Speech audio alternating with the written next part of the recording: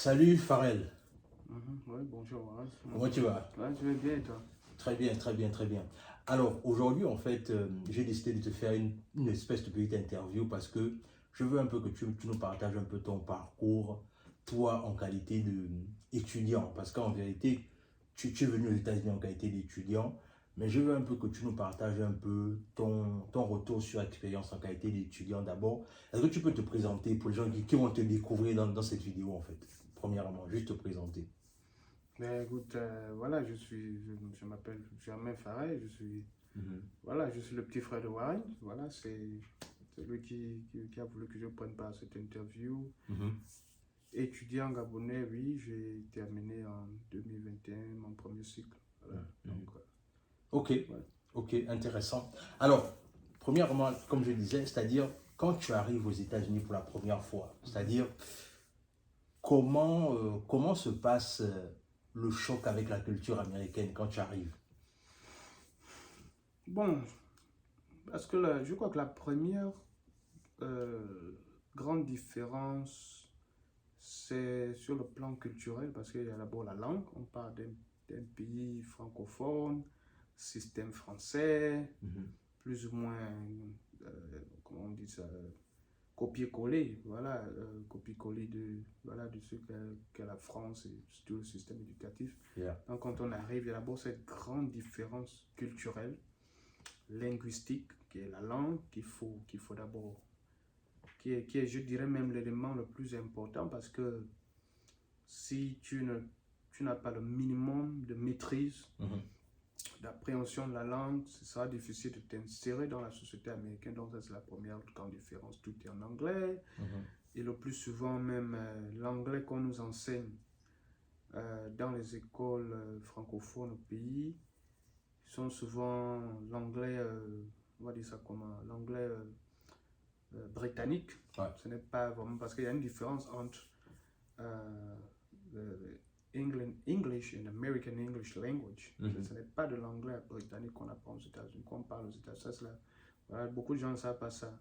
Donc il y a cette langue-là qu'il faut maîtriser. Je ne dis pas que si tu apprends la langue britannique, tu ne vas pas comprendre l'anglais, non, c'est pas ça que je dis, mais Mhm. il y a une différence au niveau de la description des deux langues. Certaines choses que les Américains appellent, par exemple, comme le sidewalk, Mhm. en Angleterre, ils appellent ça le pavement, ce qui est complètement différent. Donc, Ouais. cette petite distinction. Et l'accent aussi, l'accent est différent, voilà. Donc, c'est la première grande chose. Deuxième chose, évidemment, c'est sur le plan infrastructurel, la différence. Voilà, on parle des pays sous-développés, des pays quasiment, on est habitué à une certaine nombre, je dirais à une certaine norme de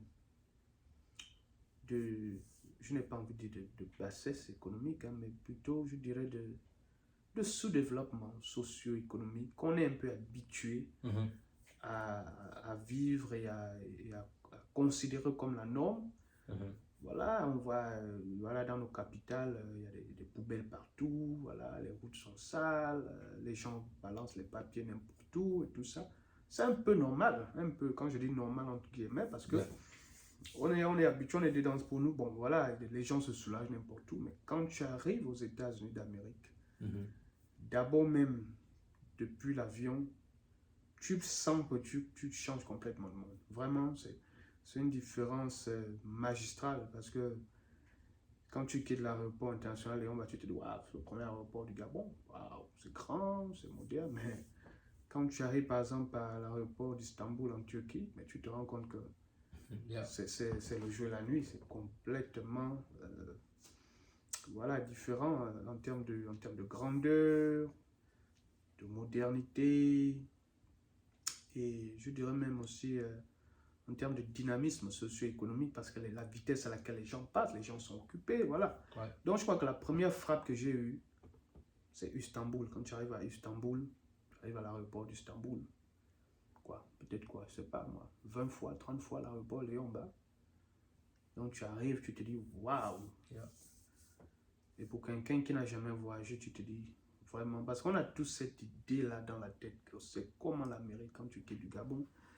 Les États, parce qu'on connaît plus la France, parce que la France, bon, tout le monde est habitué, hein, depuis les générations de nos pères. Mhm. Il n'y a que la France qu'on connaît, l'ancienne puissance coloniale. Mais je crois que l'Amérique, c'est un autre niveau parce qu'il y a d'abord la grandeur et le fait que c'est très loin de chez nous. La France, c'est plus ou moins à côté. Voilà, une fois que tu passes le détroit de Gibraltar, voilà. Mais quand on part de l'Afrique, on traverse l'océan Atlantique. Parfois même, on ne va même pas directement, on passe d'abord par Istanbul, ou bien par l'Éthiopie, par certains par la France. Après, on traverse l'océan Atlantique. Rien que cette traversée-là déjà, la durée du vol, tu sens en fait que tu es en train de dépasser plusieurs dimensions. Je peux même dire sur le plan spirituel parce que c'est une différence dans l'esprit des gens.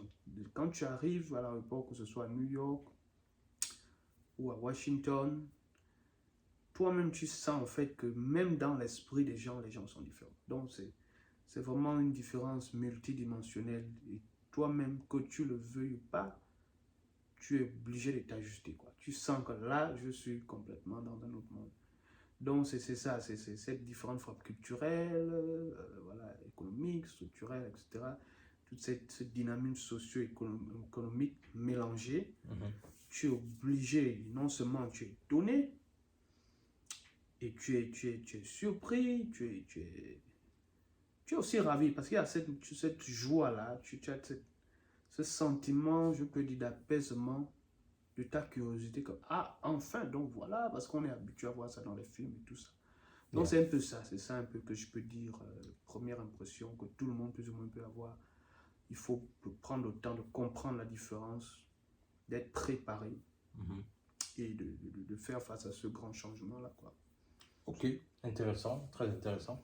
Alors, c'est-à-dire que quand tu arrives comme ça et que tu commences à te frotter à la langue, bien évidemment, comment ça se passe l'apprentissage de l'anglais? Parce qu'en réalité, tu l'as si bien dit, c'est-à-dire que on vient d'un pays francophone. Comment tu fais la transition en fait? Est-ce que quand tu étais au pays, tu parlais déjà couramment l'anglais, ce qui a peut-être fait qu'à un moment donné, tu t'es vite adapté? Comment se fait cette transition entre le français et l'anglais pour toi en fait?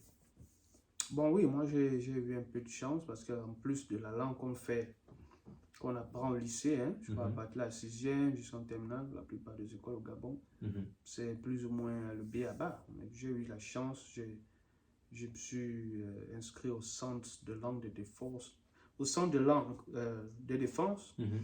À l'époque, ils appelaient ça DLI, Defense Language Center, qui était à la base 01 de l'armée de l'air à l'aéroport. Donc, j'ai commencé à temps partiel, je crois, le premier semestre. Après le deuxième semestre, je suis allé à temps plein, et soit un cours intensif. Et voilà, j'ai été diplômé de la promotion 2104 du commissaire général Jean-Félix Souka en 2014. Donc, j'ai pris mon diplôme de langue anglaise comme deuxième langue. Donc ça te donne un peu plus de fondamentaux en termes de grammaire, vocabulaire, lexique et tout ça. Mais ce n'est pas toujours complet parce que quand tu arrives, il y a une chose d'apprendre une langue dans un pays francophone, bien que tu assimiles voilà, certaines compétences linguistiques, mais le fait d'être dans un environnement qui est même la souche de la langue, c'est complètement différent. Donc, c'est vrai, j'ai eu une bonne base, mais j'ai dû redoubler toujours d'efforts pour me mettre au niveau où je suis. Et puis voilà, la langue, on apprend tous les jours. Aucune personne ne va dire, oh non, moi j'ai fini d'étudier la langue, je suis trop fort. Non, quel que soit le niveau qu'on a, on termine jamais d'étudier la langue. Même d'abord sa propre langue, parce que la langue, il y a toujours des mots qu'on ne connaît pas, des expressions, tout ça. Mais j'ai eu une bonne appui depuis le pays qui m'a permis d'avoir une bonne base, c'est-à-dire que je pouvais m'exprimer. Quand je suis arrivé à l'aéroport, je pouvais demander aux gens qu'est-ce qui se passe, je pouvais comprendre. C'est vrai que l'accent n'était pas au rendez-vous. Ouais, l'accent était encore très, très, très francophone. Voilà, je peux dire francophone comme tu dis, et puis francisé. Et donc, avant de dire, what were you saying? What? You say what? Donc, il y a tu te dis, parfois tu te dis, mais tu es frustré, mais non, c'est parce qu'en fait, ils ne te comprennent pas. La langue anglaise, il y a certains accents. Chaque mot a des accents qu'il faut faire. si tu ne prononces pas cet accent-là dans la phonétique, l'américain lambda peut ne pas bien te comprendre. À moins qu'il a côtoyé beaucoup des étrangers, beaucoup de gens qui viennent de l'Afrique ou d'ailleurs, mais parfois on est frustré, mais non, c'est parce qu'ils ne nous comprennent pas. Voilà, donc, il y a ça. Donc j'ai eu cette chance-là, mais évidemment, il fallait redoubler d'efforts. Excellent.